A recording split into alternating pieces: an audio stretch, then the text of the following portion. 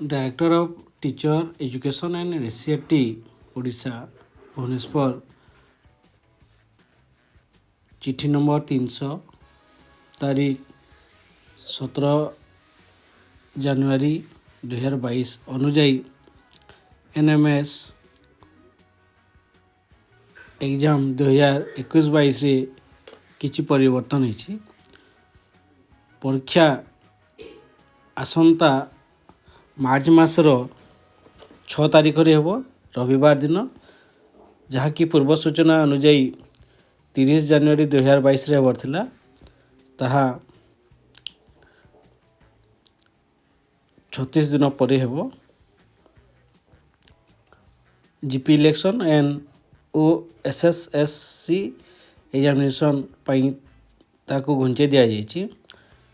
तापरे जो माने आवेदन करिबारु वंचित रही जंती सेमानक पई गोटे खुशीर खबर, से माने आसंता 18 जनवरी रु 22 जनवरी मध्य एप्लाई करि पारिबे। एही चिट्ठी अनुजाई NMMS आवेदनकारी माने एडमिट कार्ड डाउनलोड करि पारिबे 20 फेब्रुआरी रु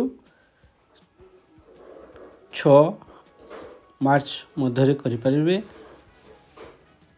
जेहेतु परीक्षा घुंची जाइछि, समस्तଙ୍କ ପାଇଁ प्रिपरेशन କରିବାକୁ अधिक समय मिलिबो, तेणु समस्ते प्रिपरेशन करंतु एवं एही परीक्षा रे सफलता हासिल करंतु।